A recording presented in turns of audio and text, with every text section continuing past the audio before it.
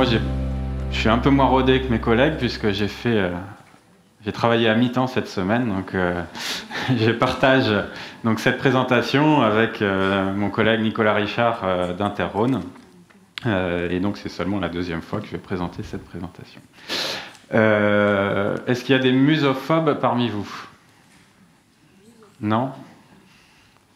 Tant mieux, c'est ceux qui ont peur des souris, donc on va quand même aborder le mot et des illustrations en lien avec cet animal quelquefois dans les diapos qui vont suivre. Le titre, voilà. Des fois on dit que quand le chat n'est pas là, les souris dansent, mais c'est parfois valable aussi pour le SO2. Donc on va essayer d'approfondir tout ça. Donc les goûts de souris, comme l'a dit Marion, qu'est-ce que c'est? On va essayer de voir un petit peu de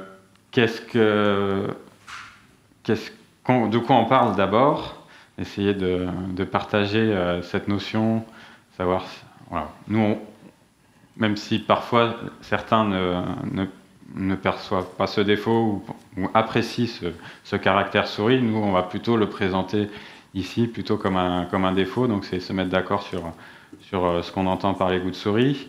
On va voir un petit peu tout ce qu'on sait autour de ces perceptions en bouche. Et puis, on va essayer de voir aussi tout ce qu'on ne sait pas, puisque la partie orange de la souris, là, elle est importante. Et on va voir qu'on a encore pas mal d'hypothèses et de choses à vérifier, et que le niveau de connaissance sur ces goûts est encore partiel. Donc d'abord, qu'est-ce que c'est? Voilà, donc Jamie en a parlé, donc c'est une perception olfactive qu'on a en bouche une fois qu'on a recraché le vin ou qu'on l'a avalé.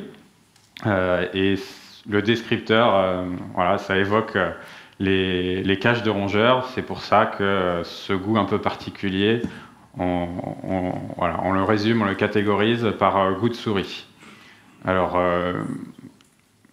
on a cette perception en rétronasal. Quand le vin se mélange à la salive, on verra que le pH est impliqué dans cette perception.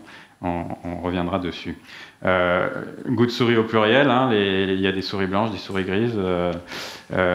Donc pour les descripteurs des goûts de souris, c'est un petit peu pareil. Il y a plusieurs catégories de descripteurs. Plus ou moins, on va dire, appétissant. Pour certains, et dans certains cas, ça évoque le popcorn, donc un caractère un petit peu grillé du popcorn. Pour d'autres, c'est l'eau de cuisson du riz, ou le riz soufflé, ou voilà, les céréales. Pour d'autres, c'est plutôt un peu comme pour le popcorn, les aspects grillés, mais plutôt la panification, le caractère grillé, les crackers. On trouve aussi ces arômes dans la charcuterie. Donc parfois ça évoque, pour les amateurs de jambon ou de saucisson, la peau de saucisson. Et puis voilà, c'est quand même parfois aussi assez désagréable. Donc ça évoque plutôt les serpillères usagées ou les chaussettes qui ont traîné un petit peu trop longtemps. Alors, autre élément pour caractériser ce défaut, c'est son caractère un peu versatile. Donc, Jamie en a parlé aussi, c'est quelque chose d'assez variable et labile. Parfois on le sent, parfois on ne le sent pas. Pour un même vin, donc on reviendra dessus après. Et puis, l'autre caractéristique, c'est voilà. Depuis quelque temps, on revoit une grande quantité de vins qui présentent ces caractéristiques. On verra les facteurs favorables. Donc, ce défaut sont dus à plusieurs composés. Alors, on en a identifié 3 pour l'instant, mais il y en a peut-être d'autres. Donc, c'est des marqueurs qui ont été isolés et mesurés dans les années 80 et 90 dans les vins. C'est des bases aromatiques avec un atome d'azote. Donc les noms scientifiques de ces composés, donc c'est des pyridines et la pyroline, mais on va simplifier, on va les appeler par leurs initiales, THP, THP et API. ces composés sont dans le vin en équilibre, en équilibre tautomérique. Donc ça veut dire que il y a deux formes et ces formes sont très instables et voilà, l'équilibre peut se faire plutôt vers l'une ou plutôt vers l'autre et ça se fait notamment en fonction du pH et c'est pour ça on perçoit plus facilement le défaut de goût de souris en bouche une fois que le vin s'est mélangé à la salive, que le pH du vin est remonté. Puisque c'est au pH élevé que la forme odorante et, de ces composés est présente. Les seuils de perception sont variables, donc il y a les travaux anciens australiens notamment qui ont déterminé des seuils de perception dans les vins ou dans l'eau, donc avec un facteur important si on est dans l'eau par rapport au vin, mais avec voilà, une capacité à détecter ces défauts et ces molécules à des concentrations retrouvées dans les vins qui présentent ce caractère souris. On verra que récemment, notamment ici à Bordeaux, on a retravaillé sur ces seuils. Alors, comment ces marqueurs sont-ils produits? Donc, il y a plusieurs voies possibles, mais celle qui a été explorée au départ, c'est la voie biochimique, avec la possibilité d'arriver à ces composés à partir de précurseurs qui sont des acides aminés, la lysine et puis l'ornithine, et un composé assez fréquent dans le vin, l'éthanol, qui, par oxydation, donne l'acétaldéhyde, l'éthanal, et avec un mécanisme enzymatique de micro-organismes, peut aboutir à ces composés. Donc ça, c'est les travaux australiens qui l'ont démontré. Donc plus récemment, ici aussi à Bordeaux, avec l'équipe de Patricia Balestra, on a pu revérifier la capacité de bactéries lactiques, donc de différentes espèces, que ce soit des lactobacillus ou des Eunococcuseni, qui est la bactérie d'intérêt pour la fermentation malolactique, ou des podiocoques, à produire ces N-hétérocycles. Et puis bien sûr, Brettanomyces aussi en capacité de produire ces composés. Voilà, pardon. Le contexte, je vais y arriver, merci.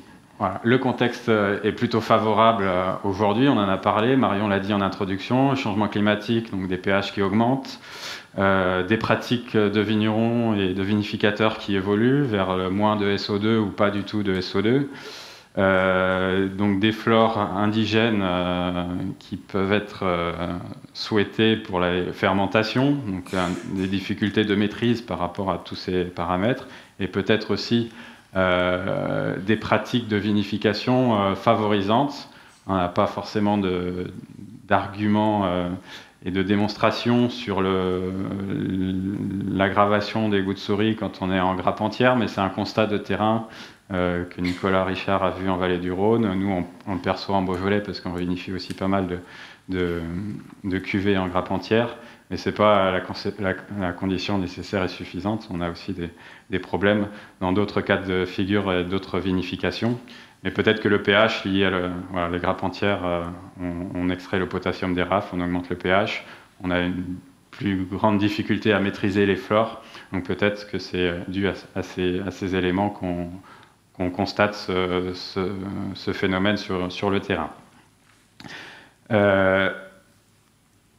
Il y a une autre voie qui a été émise plus récemment sur la capacité par voie chimique à produire ces bases hétérocycles, donc par des voies particulières de réaction de Maillard, toujours à partir d'acides aminés et de sucre, on peut, par un mécanisme assez complexe et de réaction en chaîne, arriver à ces composés N-hétérocycles. Donc ça, c'est des travaux qui datent d'une dizaine d'années. Et ça a été démontré aussi, la capacité à obtenir ces N-hétérocycles dans le vin par cette voie chimique. Mais bon, ce qu'on ne sait pas encore, c'est quand même important. On ne sait pas quelles peuvent être la part de ces composés produits par voie chimique ou par voie biochimique, même si aujourd'hui, quand même, la voie microbiologique est quand même semble importante dans une bonne partie des vins, mais on ne sait pas si voilà, les souris fermentaires, les souris d'élevage, le rat des champs, le rat des villes, quelle est la part de tout ça quand on a en face de nous un défaut de souris. On sait que le potentiel redox est aussi important, puisque le niveau d'aération du vin va jouer sur la révélation de ces composés d'un point de vue sensoriel. Alors évidemment, dans l'histoire, le SO2 va jouer un rôle. Est-ce que c'est les adduits qu'il peut avoir avec certains de ces composés et le décalage de ces équilibres entre adduits et composés libres dû à l'aération qui va révéler tout ça? Aujourd'hui, il y a des hypothèses, mais il n'y a encore pas de grandes certitudes sur ce sujet-là. On est sûr que le potentiel redox joue, mais on ne sait pas tout à fait encore comment. Et puis l'autre élément, c'est on a identifié des marqueurs, mais il y en a peut-être d'autres qui expliquent ces composés et ces goûts de souris. Donc pourquoi on a un niveau de connaissance, on va dire, modeste sur ces goûts? C'est que jusqu'à présent, ils n'étaient pas forcément très présents. Donc en termes de recherche et d'expérimentation, on n'a pas forcément travaillé et investigué ce terrain-là fortement. C'est plus le cas aujourd'hui. Et pendant longtemps aussi, on a buté sur la quantification de ces composés, puisqu'ils ne sont pas évidents à doser dans les vins. Aujourd'hui, donc, les techniques évoluent dans les laboratoires de recherche. Progressivement, on obtient des méthodes fiables et sensibles pour accéder à ces composés. Donc c'est quelque chose qui va nous aider à améliorer les connaissances sur le sujet. Et puis sans doute également, il y a peut-être des analystes ici dans la salle, mais ces composés seront peut-être proposés en prestation de service aussi pour vous, vinificateurs. L'autre élément, c'est la difficulté d'évaluer ce défaut d'un point de vue sensoriel. Donc c'est aussi pour ça, il y a l'aspect analytique qui est compliqué, mais l'aspect sensoriel qui l'est également. On a des difficultés de consensus pour beaucoup de défauts, beaucoup de composés d'arômes, même les positifs aussi. Mais pour les goûts de souris, le fait de percevoir principalement le défaut en bouche est une contrainte supplémentaire, une source d'hétérogénéité supplémentaire entre les dégustateurs. Ici, vous avez donc les seuils individuels de détection d'un seul de ces composés, l'API. On voit qu'entre les personnes les plus sensibles et les personnes ici à 1,8 nanogramme, là c'est dans de l'eau, et les personnes les moins sensibles, il y a un facteur de plusieurs milliers. Et donc on voit toutes les différences interindividuelles. Et ça, c'est seulement pour un seul composé, l'API, alors que on a vu qu'il y avait aussi la THP, le THP, et certaines personnes peuvent être hypersensibles à l'API et un peu moins sensibles aux autres composés, voire anosmiques. Donc, vous voyez la difficulté. Alors, c'est valable aussi pour les autres composés, mais la perception en bouche est quand même délicate. Un autre élément de difficulté de consensus, comme on perçoit le défaut en bouche, le pH de la salive va influencer puisque ces défauts se révèlent avec l'augmentation du pH. Et des travaux assez anciens déjà avaient montré nos différences interindividuelles sur le pH salivaire. Donc ça peut varier fortement. Chaque bâton ici représente un individu. Et même au sein d'un seul individu, il peut y avoir des variations importantes de pH en fonction de ce qu'on a, notre état physiologique, de ce qu'on a mangé avant ou bu, et du moment de la journée. Donc tout ça va rendre un petit peu plus complexe la perception du défaut et d'objectiver cette sensation. Un autre élément, c'est la variation temporelle. Donc c'est l'effet de l'aération, on en a parlé par rapport au potentiel redox. Donc au moment où on va déguster le vin et tout ce qu'il aura vécu entre la prise d'échantillon, le moment du débouchage ou la préparation de la dégustation et le moment où il va être mis en bouche, il peut avoir des petites variations qui peuvent impacter la perception de ce caractère souris. Donc aujourd'hui, on sait que quand on aère le vin, on augmente la perception du caractère souris par rapport à une situation initiale où on ne percevait pas. Donc il faut arriver à normaliser tout ça. Un autre élément, mais est-ce que vous connaissez cette personne? Ouais. Donc c'est Pascaline Lepelletier, qui est meilleur ouvrier de France, meilleure sommelière de France 2018. Et donc je suis tombé sur un témoignage dans la revue du vin de France. Donc elle explique sa perception des goûts de souris. C'est intéressant puisqu'elle a une vision, elle, de sommelière et de ses clients restaurateurs. Donc elle a été sollicitée récemment, elle raconte ça dans son témoignage, pour évaluer des cartes de vin, de restaurants et de bar à vin. Donc c'est un concours, voilà, une distinction. Donc elle était membre de ce jury. Et dans les cartes, dans une des cartes de restaurant, elle a vu un vin avec à côté un pictogramme No souris.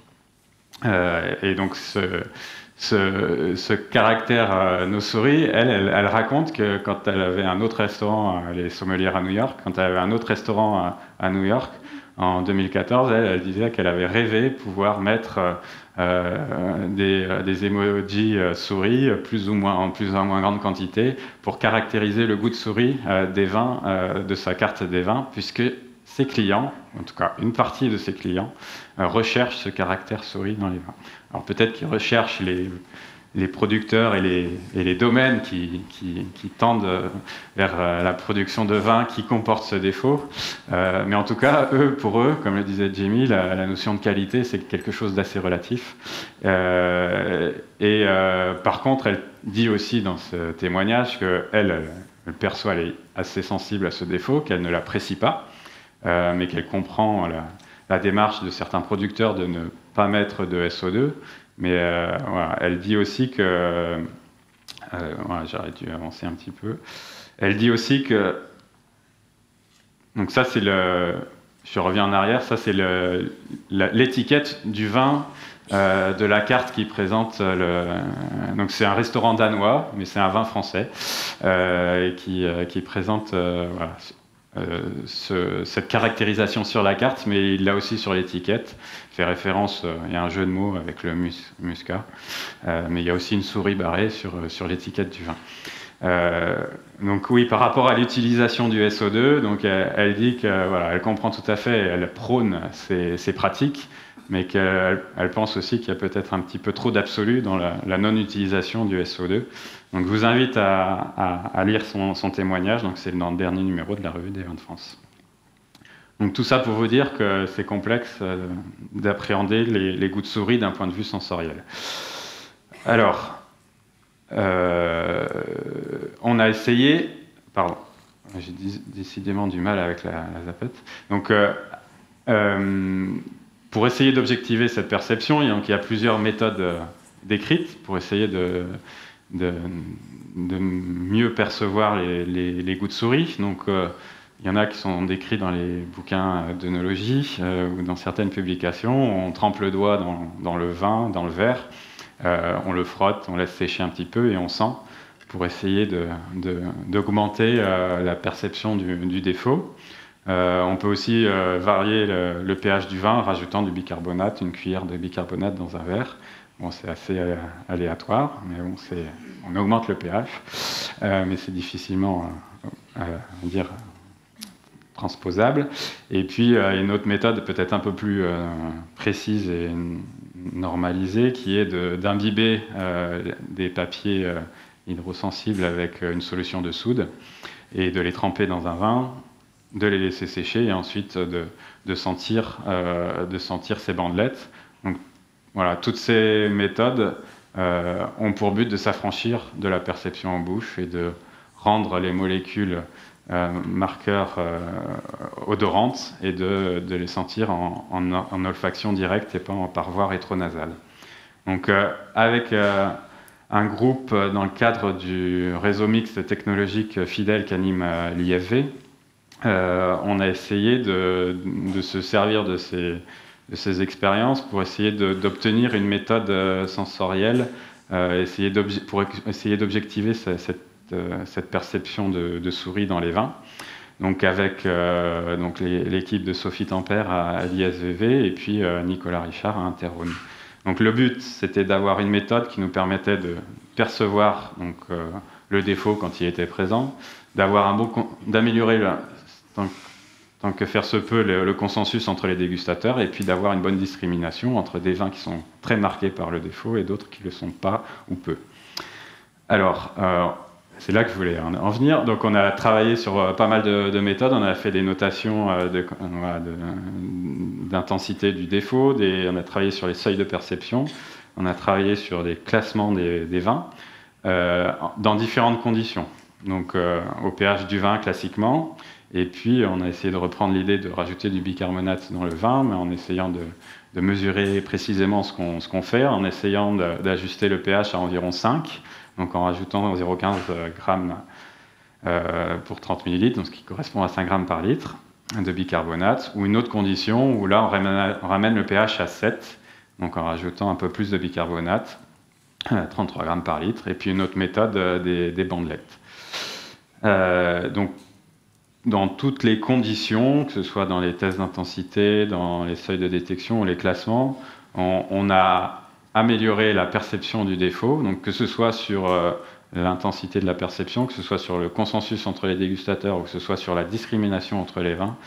Donc là, tout ça a été amélioré quand on a juste le pH à 5. Quand on va au-delà, on modifie trop le caractère du vin et on arrive moins bien à discriminer les vins. Donc, c'est cette condition qu'on a retenue pour travailler par la suite. Donc un exemple sur le seuil de perception, donc là plus dans l'eau mais dans les vins. Donc en noir vous avez le pH amené à 5 en comparaison du gris là qui est le pH classique du vin. Donc là on est toujours sur le seuil de perception de l'API et on voit que quand on... Donc ça, c'est les seuils de perception au pH du vin. On voit qu'on a toujours une plage assez importante. Il y a un facteur toujours 1000 entre le plus sensible, les plus sensibles et les moins sensibles. Donc là, il y avait 18 personnes. Et on voit que quand on ramène le pH du vin à 5, on réduit un petit peu on réduit un petit peu cet écart. Et donc on passe de 300 à 30, donc on réduit par 10 donc pour les personnes les moins sensibles. Donc en moyenne, donc ce seuil de détection est ramené à 9 microgrammes alors qu'il était de 55 au pH du vin. Et quand on regarde ça, ces valeurs par rapport à ce qu'on trouve comme valeur dans les vins, dans la littérature, on voit qu'on arrive à rendre odorant, on va dire, les goûts de souris dans les vins en utilisant cette méthodologie et de ramener le pH à 5. Donc, pour essayer de simplifier au maximum l'indicateur goût de souris, on a travaillé sur de la catégorisation pour construire cet indicateur en demandant aux juges de noter le vin selon 4 catégories, donc de nul à forte, et cela en relatif, donc en comparaison d'une référence qui était dans nos travaux la référence forte, donc pour pouvoir dire et catégoriser ces vins et de travailler en relatif pour améliorer le consensus entre les dégustateurs. Donc on a travaillé à la fois sur un vin dans lequel on a fait différents ajouts d'API, là en l'occurrence, et de THP. Pas passer trop de temps sur ce tableau, mais c'est pour vous dire que quand on met beaucoup de marqueurs souris dans les vins, on arrive à un bon consensus et à une caractérisation forte du défaut. Quand il n'y en a pas, ou de façon faible, la catégorisation est un peu plus étalée, on est un peu moins discriminant, mais en tout cas sur les 24 dégustateurs, quand on a, voilà, et puis on est très répétable. Donc voilà, ça montre que ce travail permet d'objectiver un peu la caractérisation sensorielle. On a travaillé aussi sur des vins naturellement qui présentaient ce défaut, et on arrive à les discriminer. Par contre, ce que je ne présente pas ici, c'est qu'il n'y a pas forcément de lien très très étroit avec la quantification analytique de ces composés, dans la limite des méthodes qu'on a testées et utilisées dans le cadre du projet. Alors, ça, on va pouvoir l'utiliser pour caractériser des solutions curatives, mais les travaux anciens déjà, enfin qui datent de quelques années, d'Interro montraient qu'il n'y avait pas vraiment d'effet. De pas mal d'ajouts de techniques et des effets plutôt seulement aléatoires, on va dire, de l'ajout d'élagitanin ou de SO2 ou de chitosan. Donc ça fonctionne, mais pas forcément dans tous les cas. Et on sait empiriquement aussi que quand on rajoute du SO2 sur un vin qui présente déjà le caractère, on a du mal quand même à le gommer. Alors que si on sulfite en préventif, on a beaucoup plus de chances de ne pas avoir à apparaître ce défaut. Donc en préventif, si on reprend nos facteurs qui favorisent l'apparition des goûts de souris, on peut essayer de jouer sur ces facteurs. Pas toujours évident puisqu'on s'impose des contraintes ou on les subit, mais on peut quand même essayer de maîtriser les formes microbiennes. On peut travailler sur l'ajout de SO2 quand on l'autorise. Dis donc, je vais pas y arriver. Ouais, c'est ça. Ouais. J'ai trop d'animation, mais c'est pas grave. Donc jouer sur le sulfitage et bien sûr sur la température et le pH. C'est pas toujours évident puisque voilà, on cherche aussi à des fois des maturités avancées. Le changement climatique les impose parfois. Sur la température, c'est un peu plus simple, mais c'est pas non plus une condition de garantie de préservation du vin. Et puis on l'a évoqué, donc le caractère d'aération ou d'oxydation du vin va jouer sur la perception.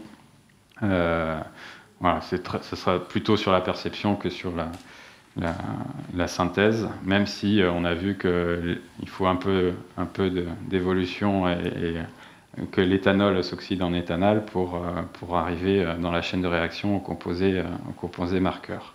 Donc, pour approfondir plusieurs documentations que vous pouvez trouver sur Internet, je les ai listées ici, mais donc sur l'aspect sensoriel, donc une publication dans la revue bordelaise No One.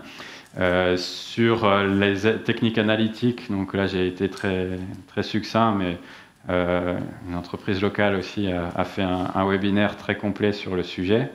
Et puis sur l'aspect microbiologique aussi, une présentation de Patricia qui reprend ses travaux sur les souches productrices.